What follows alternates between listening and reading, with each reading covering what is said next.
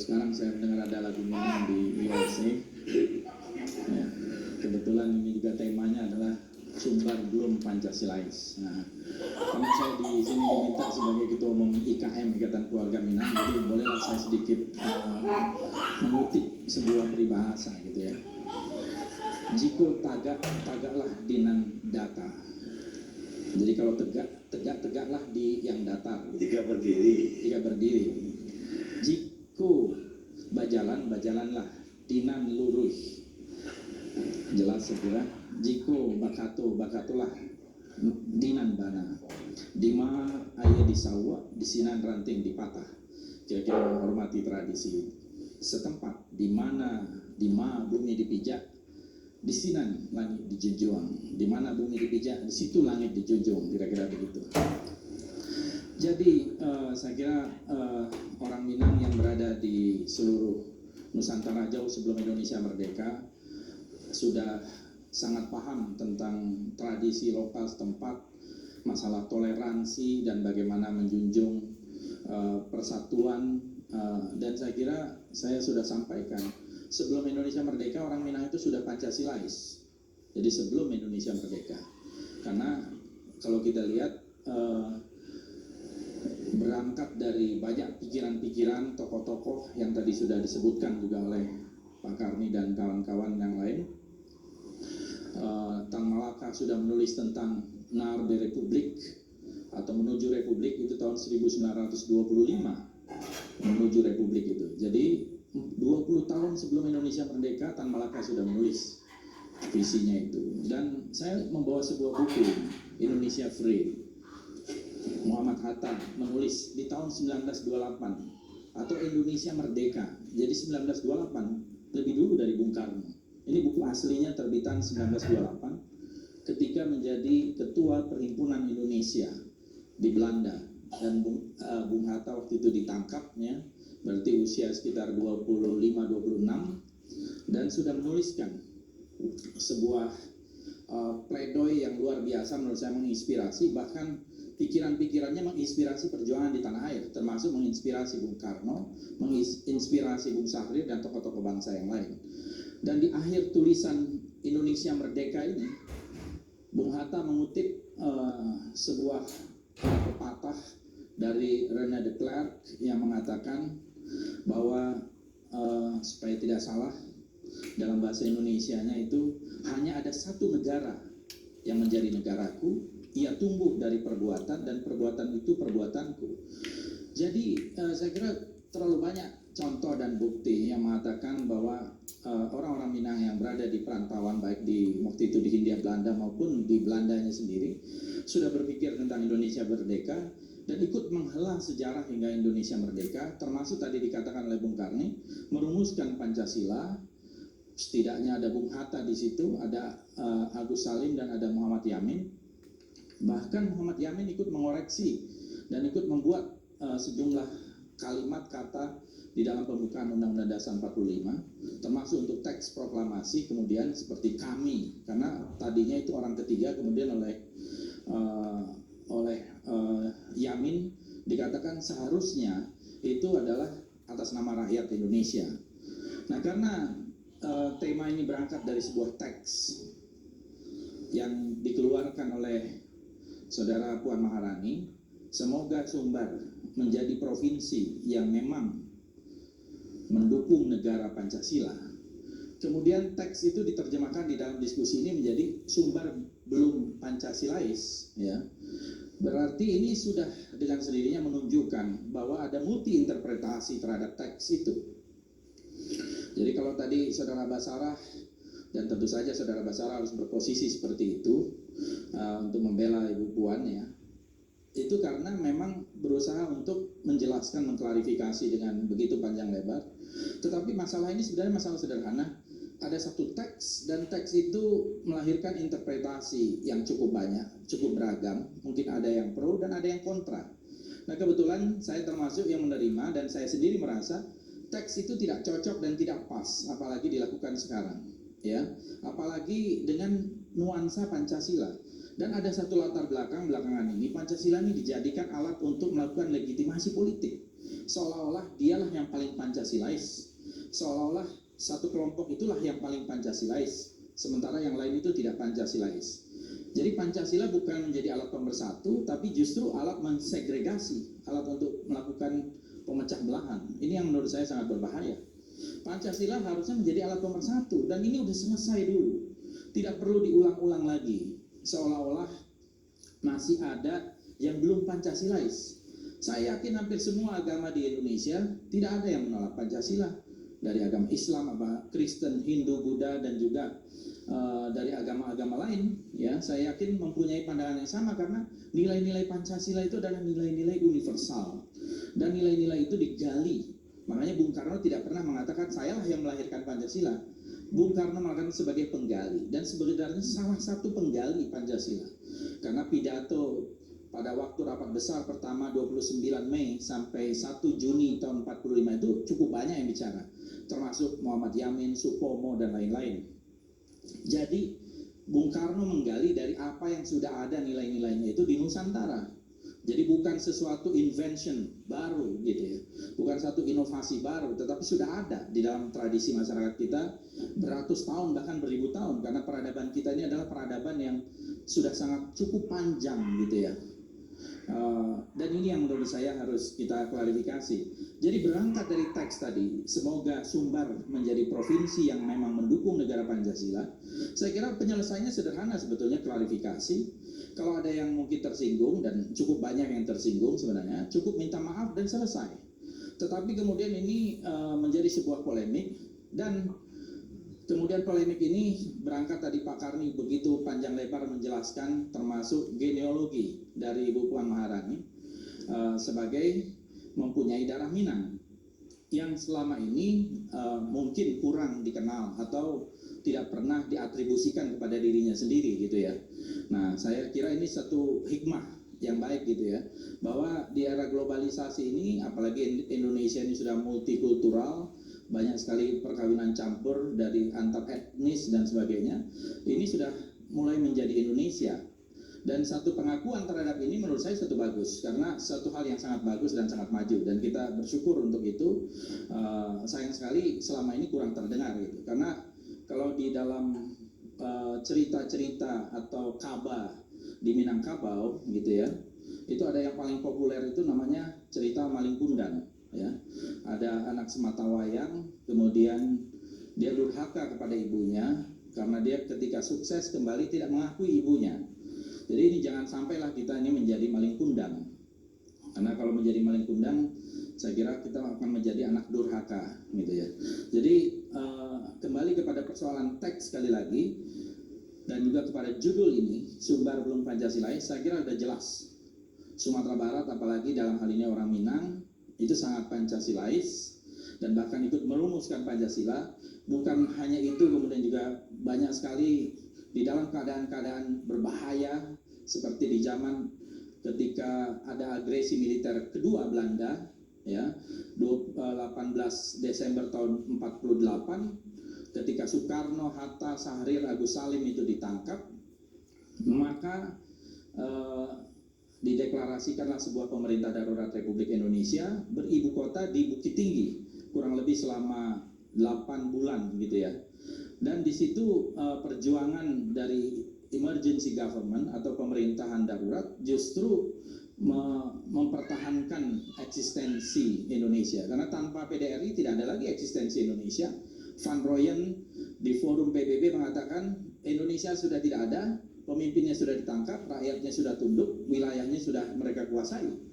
Nah, tetapi dengan adanya PDRI yang dikirim oleh berita-beritanya itu oleh Sender Auri ketika itu, ada perjuangan di Sumatera, ada perjuangan di Jawa, Jenderal Sudirman, ada Letkol Soeharto dan sebagainya, dan di daerah-daerah lain, itu menunjukkan bahwa kita masih eksis. Jadi itu juga tonggak-tonggak penting yang menyelamatkan eksistensi Republik Indonesia. Ada lagi contoh yang lain yang saya kira nasionalisme yang tidak bisa terbayangkan. Mungkin selama ini yang dikenal itu adalah Aceh, mengumpulkan masyarakatnya untuk pesawat seulawah. Tapi di Sumatera Barat juga ketika itu ibu-ibu dan tokoh-tokoh dan masyarakat Minang, mereka ada panitia mengumpulkan emas untuk memberi pesawat yang namanya Afro Anson RI 003 yang kemudian pesawat itu dikemudikan oleh Halim Perdana Kusuma dan Iswahyudi dan kemudian jatuh di perairan di Singapura. Jadi pesawat itu berangkat dari Payakumbuh ya, dari kampung saya itu Gadui gitu ya, menuju Singapura, kemudian jatuh. Itu Halim Perdana Kusuma yang mengemudikan dengan Iswahyudi yang sekarang menjadi nama bandara yang terkenal di Indonesia. Itu hasil dari masyarakat Minang itu mengkontribusikan perhiasan-perhiasan mereka, emak-emak, ibu-ibu semua mengeluarkan itu, dan saya kira jadi tidak boleh diragukan lagi hal-hal itu. Dan satu hal lagi yang saya kira tonggak yang penting juga, NKRI, Negara Kesatuan Republik Indonesia, ketika Republik Indonesia itu sudah menjadi RIS karena hasil dari konferensi meja bundar, maka hanya ada Republik Indonesia dengan negara-negara bagian lain di dalam Federasi Republik Indonesia Serikat itu. Dan ketika itu juga yang menjadi Presiden Republik Indonesia adalah namanya Mr. Asa'ad Datuk Mudo yang kebetulan juga orang Minang, dan Perdana Menteri RIS ketika itu adalah Dr. Abdul Halim yang juga kebetulan orang Minang. Dan kemudian yang mengusahakan melalui sebuah mosi integral dan melakukan lobby terhadap parlemen dari negara-negara bagian itu Muhammad Natsir dari fraksi Masumi, sehingga akhirnya kita kembali kepada Negara Kesatuan Republik Indonesia dengan nama yang resmi NKRI gitu. Jadi saya kira contoh-contoh itu sudah cukup terlalu kuat untuk mengatakan bahwa orang Sumbar, orang Minang itu sangat Pancasilais dan sangat nasionalis, dan seharusnya tidak boleh keluar ucapan atau keluar teks seperti ini di masa seperti sekarang ini, apalagi menggunakan Pancasila. Saya kira itu sementara perkara ini. Baik. Jadi kasarnya orang Minang itu Pancasila sudah bersuluh, matahari bergelanggang mata orang banyak. Sekarang Ibu Irma. Bismillah. Assalamualaikum warahmatullahi wabarakatuh. Terima kasih Datuk Karni sudah mengundang saya, tapi saya ingin klarifikasi sedikit. Tadi Fadli menyatakan juga, dan saya sudah memberikan tangan saya ke depan bahwa saya sudah nonaktif sebagai ketua DPP di Partai Nasdem, karena saya sekarang sebagai komisaris, dan itu nggak boleh di BUMN, dan itu sudah saya lakukan bahwa saya sudah mundur. Jadi saya sekarang bisa disebut sebagai politisi perempuan dari aktivis Maju Perempuan Indonesia. Saya salah satu penggagas dari MPI, Maju Perempuan Indonesia, kebetulan alhamdulillah. Dan saya malam hari ini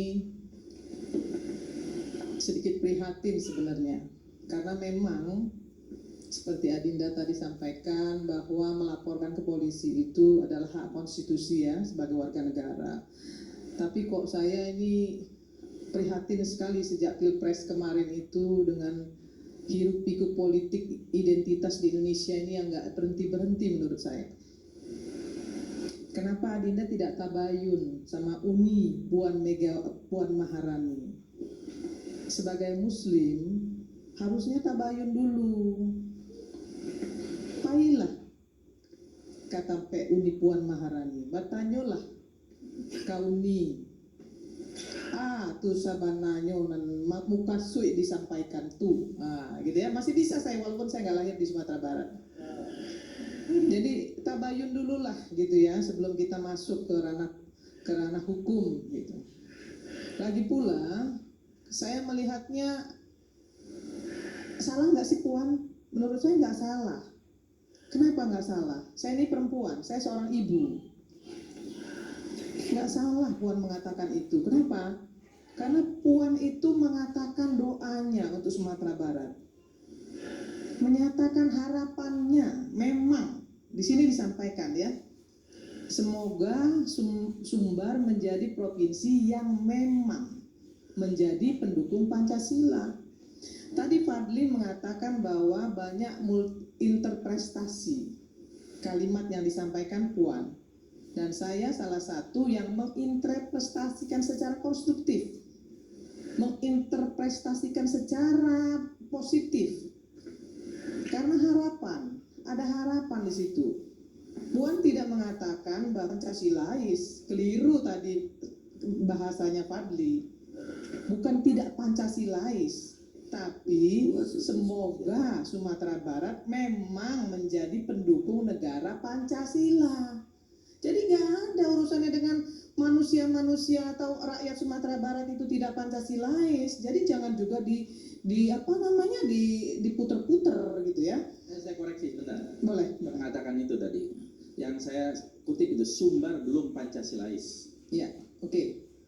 Jadi menurut saya bukan orang-orang Sumbar itu tidak Pancasilais, tapi sebenarnya Puan berharap ya dengan politik identitas yang mohon maaf saya sendiri jengah ya. Di Pilpres kemarin saya mau cerita sedikit, Mas Tejo. Saya berangkat ke Surabaya dan saya duduk di lounge. Waktu saya duduk di lounge, ada seorang laki-laki menghampiri saya, Pak Karni. Dia tanya, Ibu Irma Suryani Caniago? Iya betul. Kenapa Adinda? Ibu orang Minang? Betul. Walaupun saya tidak lahir di Sumatera Barat, orang tua saya juga bukan di Sumatera Barat. Ibu mempermalukan Minang loh. Ibu itu mempermalukan orang Sumatera Barat. Karena nggak ada orang Sumatera Barat memilih Jokowi. Ibu itu malin kundang. Itu dikatakan ke saya langsung pada saat itu. Dan saya bilang ke dia, hei kurang ajar, saya bilang. Saya bilang langsung gitu, kamu kurang ajar bicaranya, saya bilang. Nah politik identitas seperti itu yang saya terima. Saya ini orang Minang. Nggak ada yang boleh mengatakan saya bukan orang Minang. Siapa yang punya hak mengatakan saya bukan orang Minang? Siapa yang punya hak melarang saya menjadi orang Minang? Saya dilahirkan oleh ibu saya. Dan ibu saya itu adalah produk Allah Subhanahu wa Ta'ala. Nah itu Pak Karni. Itu banyak terjadi. Sehingga memang politik identitas ini berbahaya. Sehingga kalau Mbak Puan punya harapan, menurut saya itu doa. Doa yang harus kita amini, nggak perlu kita perdebatkan. Nggak perlu juga kita ributkan. Masa iya sih, untuk konsumsi pilkada aja kita harus ngambil hal yang remeh-temeh seperti itu? Memalukan. Untuk bisa menang gitu ya, dengan lawannya, karena merasa udah mungkin mau kalah. Terus ini diangkat lagi, diputer-puter, kayak kaset rusak. Janganlah. Tadi Fadli udah banyak bercerita mengenai bagaimana tokoh-tokoh Sumatera Barat, Sahrir, Bung Hatta, Muhammad Yamin, membanggakan Indonesia dan menjadi tonggak sejarah Indonesia. Dan saya yakin Mbak Puan nggak punya niat jahat, nggak punya niat untuk mengatakan bahwa saya ataupun kita semua yang dari Sumatera Barat ini tidak Pancasilais. Hanya memberikan harapan saja, sebentar Adinda ya. Memberikan harapan, dan menurut saya harapan itu doa. Ayo kita aminkan doa itu supaya memang kemudian Sumatera Barat kita yang kita cintai ini.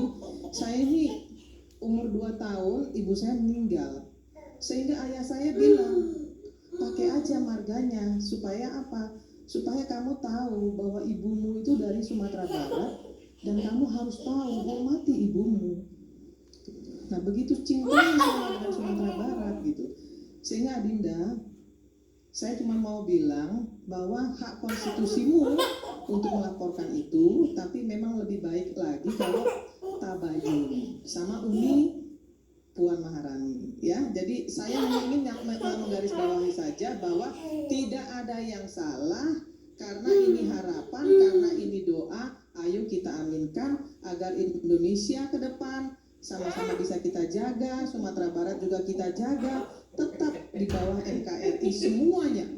Tidak ada lagi yang bisa diguncang oleh politik identitas. Terima kasih. Wabillahi taufiq wal hidayah. Assalamualaikum warahmatullahi wabarakatuh. Merdeka. Merdeka.